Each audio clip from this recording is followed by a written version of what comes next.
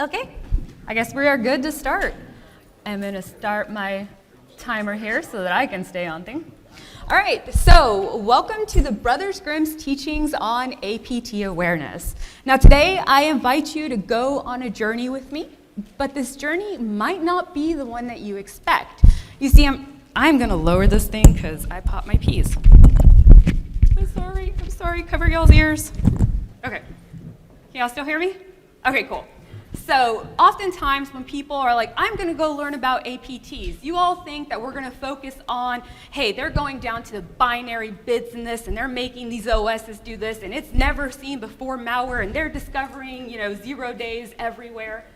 And when we do this, what we're doing is we're shrouding the APT attack and the APT in like an air of, oh, it's so mysterious. They're in the dark forest. When the fact is that we end up turning it like only those individuals that have the skills and these intricate abilities can actually defend our companies from APTs. And you know what? Nothing could be further from the truth. The fact is that the lessons we need to learn can be found as something as simple as fairy tales. And they are so simple that even a child can understand them. So through this, I will say, unconventional approach, we will really learn about APT awareness and how it is achievable not just by anyone, but it is achievable to the point that regardless of the person's technical background, they have to be aware of how to defend themselves. Now, join me on a journey into fairy tales and cyber threats. Quick introduction, my name is Marquez, and I'm a storyteller. Regardless of what I am teaching, everything from the Linux kernel to fairy tales, it always comes out in a story. And really, what makes for a good story? Well, the villain. And I am going to give you the most important slide that I'm going to give today. And that's that you all can help me fight villains. I am a member of Operation Safe Escape. We are a 501c3 helping victims of domestic violence. My voice always cracks on this part. Be able to escape their abusers. And we need help. Whether you are somebody that can write documentation, somebody who can take something highly technical and explain it to somebody who's not, whether you know how to actually go into a network and find out how somebody's getting into a digital thermostat, we can use your help. Because as a quote-unquote survivor of this situation, I can tell you that these individuals are real threats. You don't know how many people die just every day looking to escape their abusers. You want to see a real persistent threat? Find someone who is obsessed with keeping that person under their control. And though we might not think of their tactics as advanced, when I was in this situation, I'd never even used a computer. So I can tell you that these tactics definitely were advanced in my life. Okay, not gonna cry.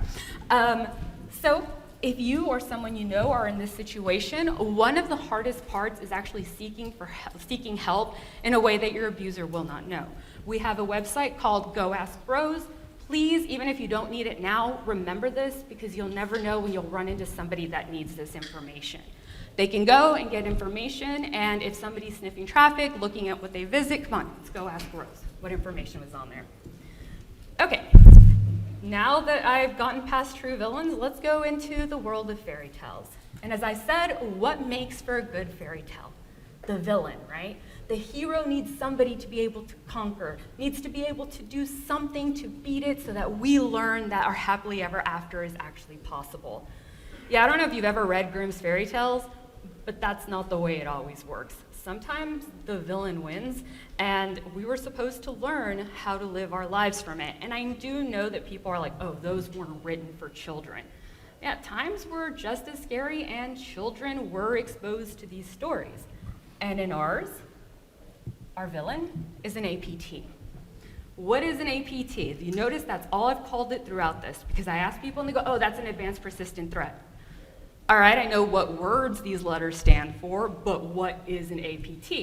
Then I hear, oh, what it is a threat, and they are advanced when they're that threat, and they're persistent in our network.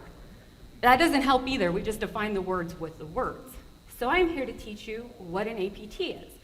It might not be what you expect it to be, and that's most of the time we really refer to it as a nation state, right? Well, did you know that the term was first coined by Greg Rattery when he was part of the Air Force in 2007? My links will be available on my website, which I will give you at the end. I attempted to push a change and broke DNS. It's always DNS, so it'll be after the talk. Now, it's always DNS, it couldn't help it. So given what they were facing at the time in 2007, they were starting to see new types of attacks that were following a format that they weren't used to.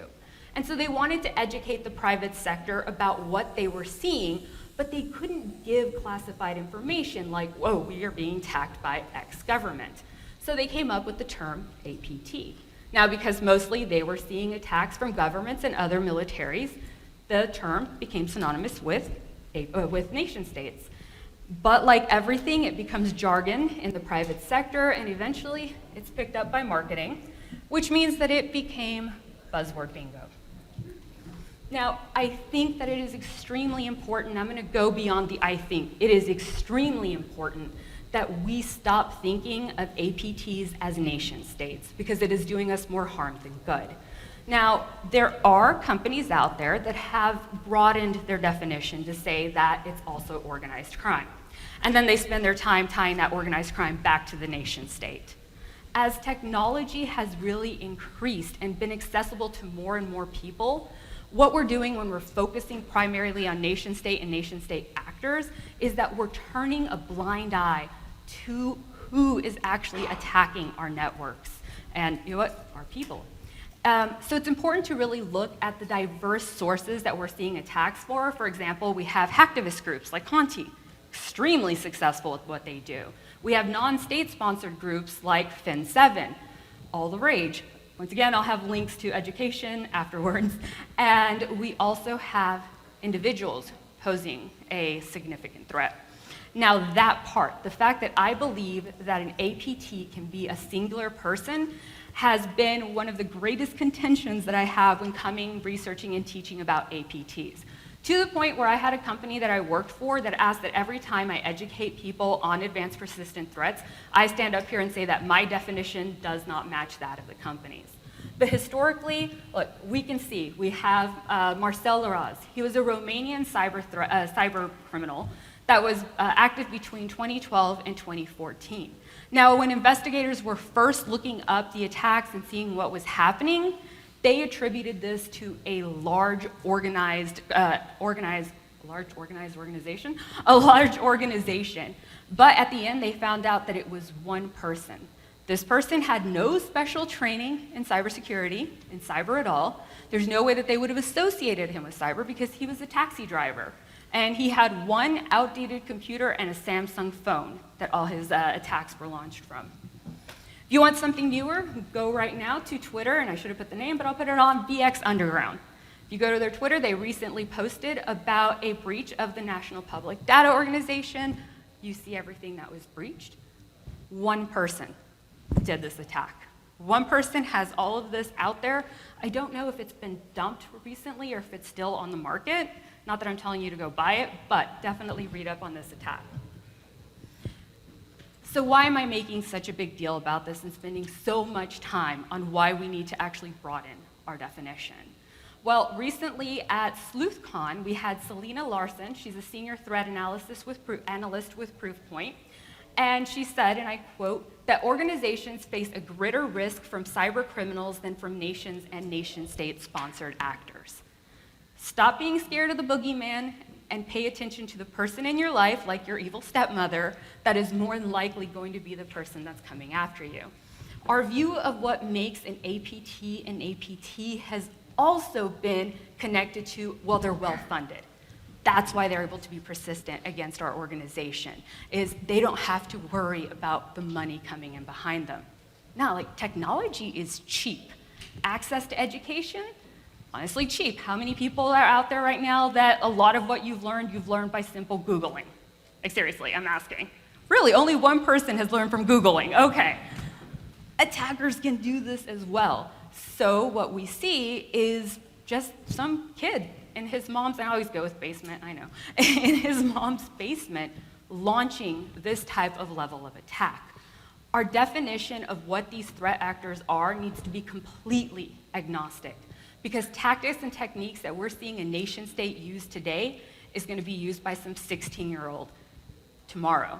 And if you doubt my age, look into the group Lazarus. They primarily believe this group to be thought of or comprised of 16 to 17-year-olds, with the oldest going up to 22.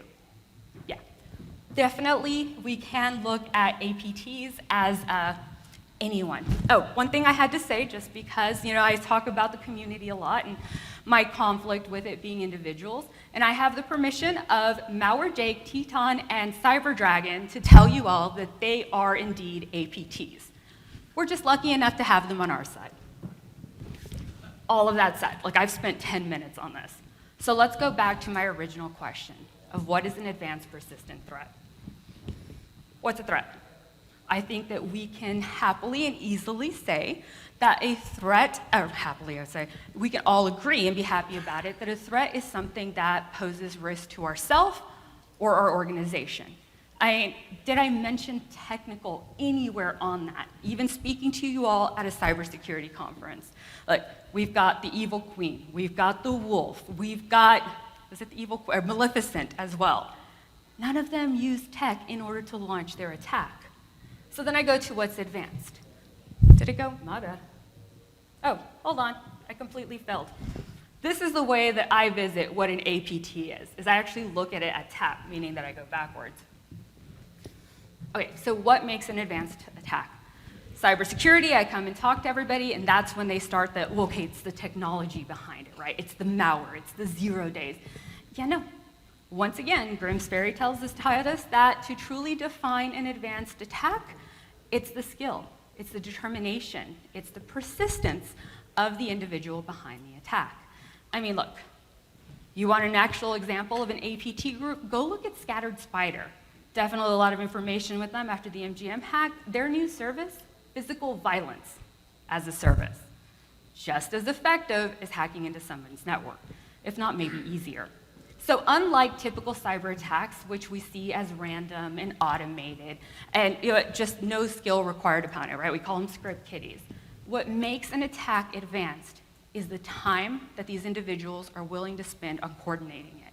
They have contingencies for their contingencies for their contingencies, and if those don't work, they've got another plan over here with 50 contingencies, and if it is a group, all of them are happening at the same time. It is the sustained individual, it is the same effort of the individual who is a subject matter expert in what they do.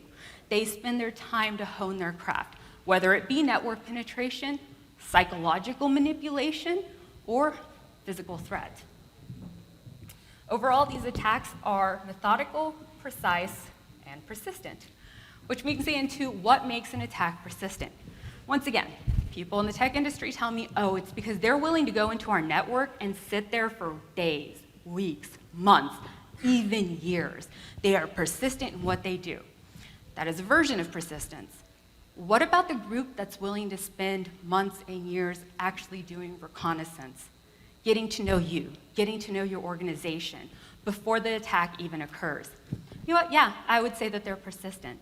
What about the attacker that's willing to spend all of that time actually doing the attack? Look at what happened with Sony. Sony was attacked by, it was Guardians of Peace. They actually spent months building trust with their targets before they even launched their attack. I would say that's a persistent attack. But let's build a case study together. Now, I'm going to read you a story. I'm going to do as quickly as I can. So this is a synopsis of Grimm's fairy tales, The Weaver's Revenge. So here we go. In a kingdom far, far away lived Princess Alara. She was renowned for her silk-making skills, and every day she would sit and she would make moonlight into shimmering fabric. The king was so captivated by this that he declared that all other weaving was subpar, and it was banned from the community. Well, there was also an individual, and she was an older woman, not a crone, just a regular older woman who had worked all of her life learning how to make beautiful tapestries. And they depicted stories of forgotten magic, but now they were just seen as worthless. So she retreated into obscurity, but she was consumed by rage. And through this ill-conceived policy, the king unknowingly made a threat of someone in his kingdom. Griselda channeled her anger and honed her skill. She studied the ancient text and mastered forgotten spells. She practiced weaving to the point where she now made a new type of tapestry, one made out of time itself. Now, the tapestry that Griselda made depicted Alara as old and frail. And with each painstaking stitch, it stole a moment of Alara's life. What she was doing was taking the time, being persistent and methodical, tirelessly advancing her malevolent craft. And finally, one day, with the final word of incantation, she hung the tapestry up, and the kingdom awoke to a horrifying sight. Alara, once radiant, lay in bed, a withered husk of her former self. Good story. Brothers Grimm write some good stories, but what in the world does that have to do with cybersecurity?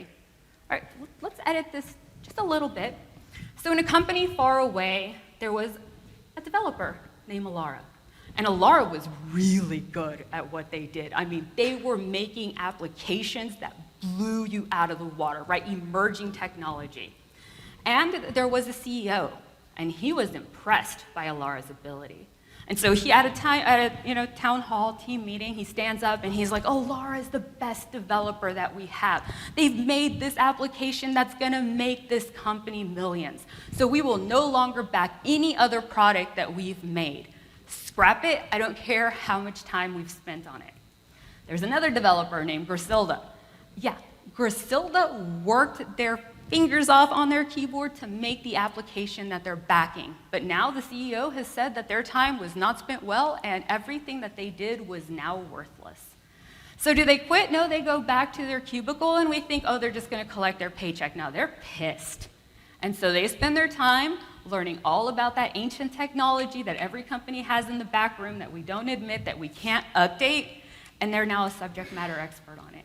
And they spend their time to go learn cybersecurity in a way that attackers do, because what? They don't have anything else to do anyways. We've already said that their product is outdated, and eventually they toil away, and it might take them days, maybe weeks, maybe months, maybe years, to slowly exfiltrate all of the information on how to make that technology and sell it to the highest bidder.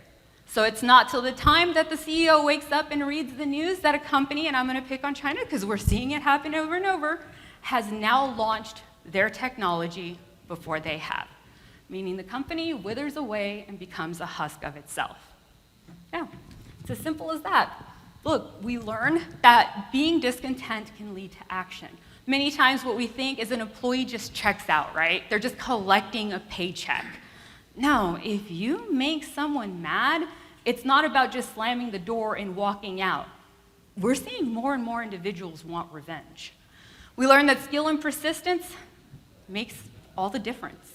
If you see somebody who's just popping a USB into a box to steal information, it can be valuable information, but it tends to be limited.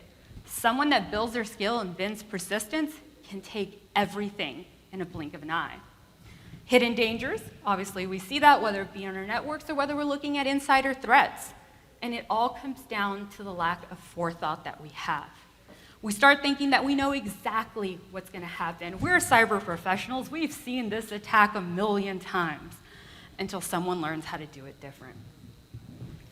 Next case study, Snow White. Really quick synopsis of this. Hopefully everybody agrees. Snow White is a beautiful princess, lives with the evil stepmother who becomes the evil queen. The evil queen always looks at her mirror and says, I need to make sure to read it because I always get it wrong. "Mirror, mirror on the wall, who's the fairest one of all?" The mirror always says, "Oh, it's you, you're beautiful," until one day that says, "Snow White has surpassed your beauty." So Snow White is taken out to the forest by the huntsman. He can't bring himself to kill her, so she seeks refuge with the 7 dwarves. Then she dresses up, according to Disney, as this woman, because why wouldn't you take an apple from this evil-looking lady? But Snow White does, takes a bite, goes into a death-like sleep till Snow White comes back and, till sleep, Charming, there you go, Prince Charming comes and saves her. Okay, based on my definition, is the evil queen an APT? Is she a threat? Yeah, she wants to kill Snow White, has access to her. Is she advanced? Now, I could go into a bunch of things about how she knows her magic, how she's able to poison the apple, but look at the slide, it doesn't say an evil queen, it says the evil queen. She's advanced. Now we go to persistence. Well, in the Disney version, 2 attacks, right? And then she was successful. This is what happens when we focus on the Disney, what the news is showing out there, what is published. The news decides what you need to know happened during an attack. How many companies actually go through and go and learn the exact pattern that the attack happened from day 1, 10 years ago, to day 2, to 3 years, or do they just focus on they launched it through this back door and this was the malware that happened and that's what we need to defend upon? Because in the original version of Snow White through Brothers Grimm, she doesn't dress like that scary old crone. Dresses like a peddler woman, just like anyone else, and goes to Snow White and says, "Hey, Snow White, I'm selling all of these things. Oh, you are so beautiful. I have a bodice that'll fit you great." And Snow White looks at her and she's like, "Aw, she's just a harmless little old lady. Like, of course I can trust her." And the lady says, "Oh, hey, let me help you into this bodice." And then she pulls the strings and makes it so Snow White can't breathe anymore and leaves her to die. Now the dwarves show up, and in my story and in my head, the dwarves are our security team, all right? Go talk to your security team, and they'll tell you who Grumpy is and who, anyways. And I just imagine them being like, somebody's trying to kill you. You mean you just let somebody in the house and put something on you? Like, think this through. Hey, we've given you fishing, training like every single year that you've been here for the 10 years, and you still believe that they were giving you something for free. Don't let the woman into the house. The next day, what happens? Another peddler woman shows up, and "Oh, Snow White, you have such beautiful hair. Here's a comb." And Snow White thinks it's a comb. Like, how is she going to kill me with a comb? So she brushes her hair, it's poisoned, she's down and out, and the security team, the drawers show back up, and they're just like, "Didn't we just go through this yesterday? Like, I know it didn't look malicious. Someone's trying to kill you. Why did you let them inside the house?" And then we go to the point where we all know the poisoned apple. However, the queen is an advanced attacker. And she's like, at this point, Snow White might be questioning why why people keep trying to show up to her house and kill her. So she takes this poisoned apple and offers it to Snow White, and Snow White's like, "Nah, I'm good. Like, I don't want the dwarves to yell at me anymore. I'm fine." And she's like, "Oh, I understand why you might not be able to trust me." So she cuts the apple in half and says, "You eat this half, I'll eat this half, and you can see that I can be trusted." Evil Queen eats her half of the apple, everything's fine. As we know, Snow White takes her bite and is down and out again. So we're gonna see this theme pull into the rest of the talk, and that's that whole concept of building trust so that you all know that I'm not a bad guy. Now, these are the lessons that I took out of it. Look, targets will use innocent bait. Well, we all know that, right? They're gonna pretend to be someone they're not. Very important, not all tools in the attack are going to be advanced. The first attack was essentially a core set. Yeah, I'm not gonna call that advanced. And we should listen to our security teams. I'm sticking with that. If I take the first 2, what type of attack is this? Anybody? It's a social engineering attack. All right, at this point, with all of this, you may be saying, "Cool story, bro." Like, I get it, it was cute, but like, that's not here what I was learning about. And like, really, these are such simple attacks? Yeah, I mean, we've all seen this, right? Don't click on the link. Hey, make sure that stuff's spelled correctly. I've got a generic, every year we gotta watch the video that gives us this, and nobody watches it anymore. We know this list, so we just click through it and answer the questions. You know what this is? It's a template of how I can write an attack targeting you. I just need to make sure that I don't check any of these boxes.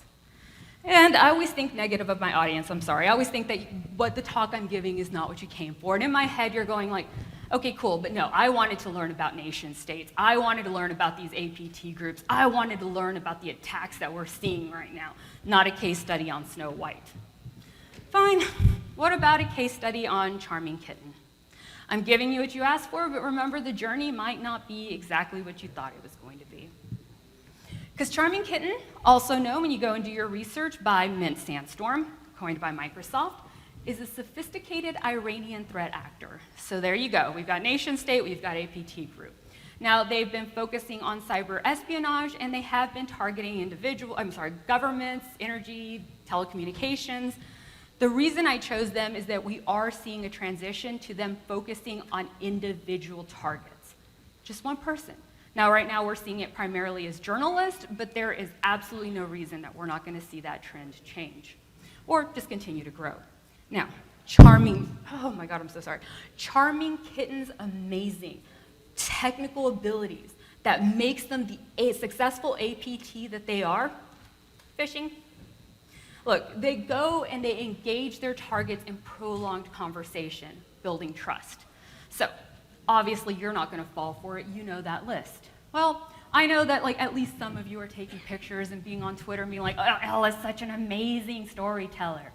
So, as an attacker, I'm going to go on Twitter and I'm going to be like, oh, you were at that conference. I know the talk that you were from. Then I'm either going to come and compromise my own email address or, hey, I have yet to actually tell you my email, so I'm going to do something close to it. I'm going to reach out to you and say, oh, thank you for your kind words on Twitter. It was so, can you please give me some feedback on my talk? I want to make it better. Nothing malicious. I just asked you for your feedback, so you give me some feedback. I come back, ask you a few questions. I say, thank you very much. Next month, I'm going to reach out to you and say, hey, I really took the information that you gave me to heart. Would you look at my slide deck and tell me what you're thinking? Now, all of you are going, oh, malicious slide deck. No, slide deck's fine. I'll give you a Google link. I'll put it in whatever you want. I'll attach it in the PDF, whatever you want to see. It's fine. You give me some more feedback. I come back a month later and I'm like, I cannot believe how helpful that your information was. You're a subject matter yourself. Would you come on a webinar with me so that we can present it? And then the Zoom link that I send you is where maliciousness enters. This attack has now spanned, 4, 5 months? All starting because you tweeted that you were here today. That example is one, without me and you, that Charming Kitten has been successful with, using month-long conversations to lead you to one webinar email address in order to compromise you. Everything that just happens doesn't fit, doesn't fit into this list anymore. I'm now a trusted source. You know me, I'm up here talking about Brothers Grimm. How dangerous can I really be? I did a case study on Snow White, y'all. It's fine. Now, I talk way too much, and I was going to do this whole telling of the 12 brothers as I walked you through an attack, but then there was one picture that I couldn't get out of my mind, and so then I went to Harry Potter, and I wrote this whole thing justifying my transition, but whatever, it's my talk, I'm going to do what I want. And so these are the lessons that I learned from Harry Potter, is you have an overwhelmed main character, right? Harry goes from living a muggle world to the wizard world, and suddenly everybody's trying to kill him. Then we go, there's hidden evil, the Defense Against Dark Arts position that is pretty much the job explanation of Kill Harry. We have false friends, hidden traps, and having to confront the unexpected. Let's talk about Storm 1811. I'm going to walk you step by step through one of their most prevalent attacks, what they've been most successful for. And it all starts out with picking a target and signing them up for every single mailing list that they can think of. 150 cat facts coming in every single hour. And this is all why we're blaming this case study on, is this is the only thing I could think of. So they've now filled your mailbox in. Oh, you just can't work. Seriously, the more you can delete, the faster it's filling up. Well, what do you know? Just about that time, you get a call from support. Hey, we see that something's going on, you're getting filled, we're so sorry it wasn't caught by whatever protection that they saw on LinkedIn that you were proficient at, because that's what you were using. And, hey, I'm from Microsoft, if that's what you're using, I'm from the support team inside. Don't worry, we got you handled. We had all the monitoring in place. So, okay, I know this is getting frustrating, I get it. Oh, you know what, just go ahead and install this tool that we use, it's called Quick Assist, and I can do everything for you. You'll be back up and running. And you know what happens? Yeah, people install it. They don't want to deal with this, and at that point, they've laid their trap. That's it. That is the attack that they are being successful on. And this is the part where I put on the cheese, because, my friends, I have now built you a new version of the cyber kill chain. In order to relate this to cybersecurity, all I need to do is fix one word. We have overwhelmed employees. As a sysad, I remember working 200, 300 tickets a day, only to have to pass them on to the next team because no one freaking listens to what you're giving advice. Everything is broken, everything is urgent, and everything is your fault. Yeah, there are hidden evils out there. There is only so much time I have to investigate a system before another alert comes in. Dude, I was besties with every single person that called in to work a ticket, because the nicer I was, the nicer they were, and they called in a lot. So I was a prime target for social engineering, especially if it was an insider threat. Oh, I knew them. Like, I can still tell you names of people that I worked with from other companies in 2014. And my entire job was confronting the unexpected. You never knew what the new ticket was going to say. Like, what makes a good sysadmin? The ability to Google while the customer's on the phone. All right, fine. I'll go to the big groups.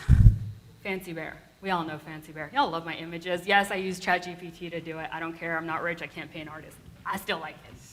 All right, so infamous espionage group, right? We know them doing some big attacks. And they're associated with, we will go with the Russian military, because I don't think any organization has straight up just said Russia at this point, but I'm giving you APT, nation, state, and military. Hope you're happy. Now, what are they taking their skills to? Emerging technologies. And they are playing buzzword bingo as well, because they're hitting AI and automation. Now, I talk to people in the industry, how is AI going to be used in attacks? Well, I hear about scripting, but when I talk about social engineering, they're like, oh, they're going to use it to mass market, generic emails to be able to send out. They don't have to spend the legwork. They can target a specific company. That's where we are. Guess what? They're thinking advanced. What they're doing is they're taking it to a whole new level and using it to build data sets. So they're programming it to go out there, and let's say I've picked 572 of you, because that number will come into play later, and I'm going to tell it to look for your social media profile. I'm going to tell it to look for whoever you're connected to on LinkedIn and get their information. Now I'm going to tell it to get your family. I'm going to tell it to look at the data records for the state that you're at and see if I can find out where you live. And all of this is happening to all 572 people in a blink of an eye. So now I can email you or send you a message on Twitter or whatever and say, hey, I see that you went to your nephew's brother's sister's cousin's wedding at this town. I'm going to be there, and could we meet up for coffee because I want some advice? Just general emails, all happening in a blink of an eye, all highly tailored to you. But like any good infomercial, we're not done yet. Because what happens next? I establish that communication, and now they're using AI to analyze, when do you respond? What time? What time do you seem more frazzled because your emails get shorter? What are you more likely to interact with? I sent you a funny meme, you're willing to download it. I sent you a website, oh, you're not clicking that. And then they begin to analyze the best email to be able to target you with. If you're not the person, then it starts reducing the data set to the people that they need. They're also now using it to judge what campaigns are successful and what campaigns are not. All of this can happen with very little human interaction. So yeah, I don't foresee this going away. I foresee it getting even stronger and more APTs starting to target it. I couldn't not mention Reaper. And that's because Reaper freaks me out, especially working in the cyber industry. They are a notorious North Korean state-sponsored espionage group. Historically, they've targeted other nation states. Yeah, you know how I mentioned how we're starting to target individuals like journalists? Guess what? You're next.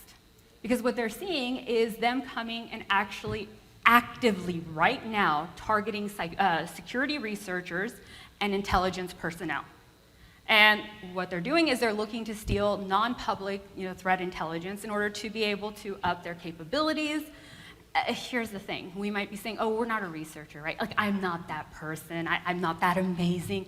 Yeah, what we're seeing is that they believe they're going to go to the people who are actually consuming the threat intelligence. Because if you're consuming it, you might be doing something with it.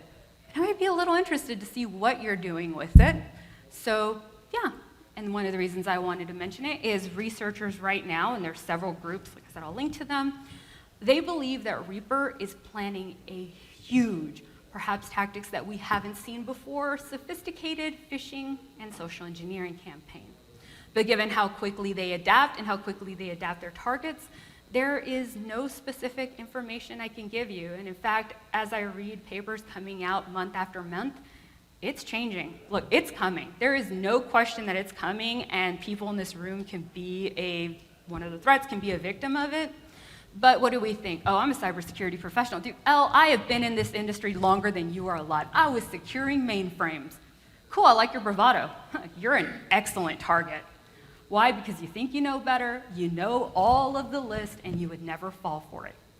Every single person is a target, and the bigger your bravado, the bigger target that you are. Regardless of your skill, a simple phishing attack can bring you down. Now, this one. So, I cannot tell you very much on this other than I am hoping to come back next year and give a talk on them. Because something big is coming. I just don't know what, and it doesn't seem like researchers do just yet. Now, they are changing the way that we view what the intent of an attack is. Let me walk you through what I'm seeing and what researchers are seeing, and I'd love to talk to you in the hall if you have some idea of where this is going. Okay, so there's sophisticated attack. Oh, yep, sophisticated phishing. And what they're known for is how meticulous they are when researching targets. That's where I got the 92 individuals that were attacked, because this is what they saw. They spent months, as far as we know, it could have been years, dwindling down how to attack these individuals. And this allowed them to actually do spear phishing attacks for every single person. And they weren't, hey, I'm targeting an entire company. Oh, I'm from HR. Here's a pay scale. No, every single email was targeted to that individual. Okay, so what were they trying to do? My guess, if you asked me that, it's like, oh, they're trying to compromise an asset. Well, yes, but what did they do with that asset? They got more email addresses, and then they used that information to send out phishing email addresses to them. So what's the goal? Install backdoors, right? Like, that's what we want. We want access to the system, yeah. You know what they did with those backdoors? They use that now as a trusted domain, because you're less likely to block your own IP addresses in your own web servers to send phishing emails. So it's phishing emails on top of phishing emails. And we've seen the attacks that are primarily being caught right now on government servers, but just because that's the only thing they're being caught on doesn't mean that's the only thing they're doing.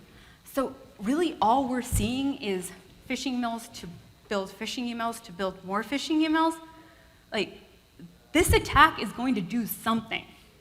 I don't know what, but they're not spending this amount of time building this kind of infrastructure and this kind of target list just to sell it. I don't believe it. So keep an eye on this. Something's coming. Anyways. Okay. So I was going to go here, but I've talked really, really fast. And this actually turned into a 4-hour workshop when I started writing it. I kid you not. So we're going to go off slide for a minute. One of the things that I get asked a lot is, what do we do? Right? How do we prepare people for this?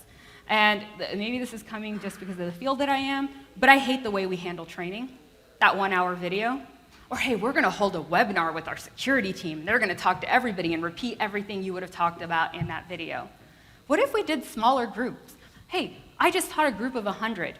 I had somebody volunteer from the audience, which I will tell you right now was pre-planned, because I knew who it was going to be. I hadn't done any of the info, but I knew who it was going to be, because I wanted their permission to completely violate their privacy.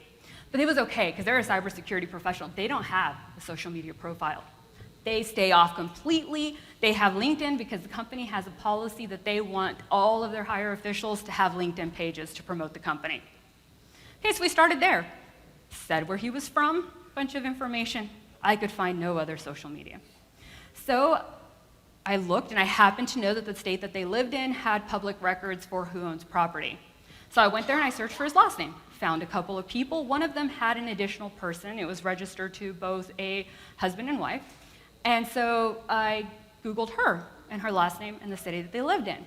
Opened the first 3 links. The second one happened to be her Facebook profile. How did I know it was her Facebook profile? It was a happy picture of her and him and her kids, right? She's posting about it. Lockdown profile. He had taught his wife well, except for the fact that I know they have children, and one of the kids was friends with them because they didn't leave their friends list closed.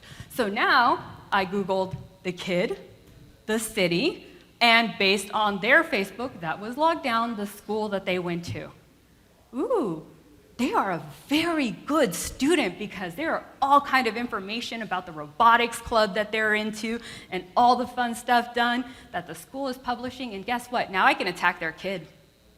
Tell me you won't do whatever is required if I kidnap your kid. Yeah, that's the kind of attacks that you're looking at when it comes to APT actors. Show your employees how it really matters, what they're actually facing, especially your cybersecurity people who have locked down their lives and they don't have to worry about it. Hold workshops. You know that whole blue team, red team thing? Cool, set one as the attacker and tell them how much information they can get. Because you can tell people Google yourself and they roll their eyes and they play around with it a little bit and they get the fun links, but they don't stop to think how easy an attack really is. You know those phishing emails that you send out every once in a while and you paid a bunch of money for a provider to be able to do it and they send it to everybody in your company? Pick one person. Send a highly tailored phishing email based on the information that you gathered through OSINT technology. Send it to the CEO. Send it to the CTO. Yeah, maybe people will believe that they can be compromised if they see the big fish going, because more than likely, that's where your spear phishing campaigns are gonna go. What we need to do is we need to teach people individually, not through videos, that they can be targets, how to defend themselves. What do I do if L, who I went to a conference for, is suddenly asking for my advice? What types of things should I look for? Hey, you know what? We've seen this historically. This is what the company has done. This might be what they're looking at. Yes, it's going to take time. Yes, it's going to take budget, but it's going to take a hell of a lot less budget than what happens whenever you're breached. Final piece of advice that I have to go with this is be patient. Like, look, people are going to click the wrong link. People are going to fall for this social engineering attempt that you did. One that I love that I got my kid to do, and it's just because of this talk, I handed him an apple, and I was like, hey, go into like a friend of mine's company, and I will give you $100 if you can get that apple on the CEO's desk. It's a teenager. He's like, he looks a little younger than he is. He has an apple. What threat is this? Well, what if he'd also had a USB stick in his pocket and he just threw it on the desk? CEO's like, oh, I wonder what this is to. It's on his desk, gone through all of his security. Like, you don't have to pay thousands upon thousands of dollars for a pen test. I'm sorry for my pen testers out there. No one is more dedicated than a teenager being told they can't do something or a teenager being promised money. Get the CEO's sister to walk in. People know her. Insider threats. Don't overcomplicate your security because all you're doing is creating more holes in it. Like, I will get off my high horse on the training, but there are people behind those emails. There are people who aren't looking to screw your company over. They just need you to show them without yelling at them and without setting them up. Just saying. But I'll get back to the slides now. Look, I will acknowledge that most of you did not come in to get a talk about phishing. You were expecting more, but I hope at this point you've at least internalized how this can be a part not only for your company, but a threat for yourself. At first glance, yeah, we're like, it's phishing, it's low level. And immediately, we don't associate it with APTs because we're thinking nation states and groups. Remember, you are more likely to hit by an individual person than any of these. And why do they do it? Because it works. Why am I going to rewrite the playbook, write new malware when the phishing email worked? I already know what you're going to do to defend against it. Just a little bit of a change here. And you know what? The techniques that I told you can apply to other things. Because if you want to go to high-level social engineering attacks, go and read up on some of the basic catfishing attacks that are being done by China. They are buying a home, putting people, a family into it. These people are integrating with the targets, spending years building friendships to the point where they're being invited to the backyard barbecue into the house where your home office is. We have the whole romance schemes that are hitting our military big time right now. Everything we just talked about can relate to that. And you know what, there are a lot more Grimm fairy tales that I could have focused on and so many different types of attacks. But with 90% of APT attacks starting out with phishing and their success rate on there being higher than any other kind of attack, yeah, look, maybe it was worth the time to sit in this talk. It all brings me back to the final definition that I started with, and that was, hey, an APT was using an attack, was initially termed to call an attack that we hadn't seen before. These are changing. It's not meeting the list. It is changing to be attacks we've never met before. And yeah, it's a threat. They're spending months, it's persistence, and I would definitely say it's advanced. But as I was giving Jason right there in my talk and asking him for his opinion, and you know what, at the end of it, I decided maybe I'm wrong. Like maybe I'm 100% wrong, and that's not what an APT is. Because he taught me is, maybe APT just stands for adequate fishing technique. Thank you all. I'm happy to answer questions.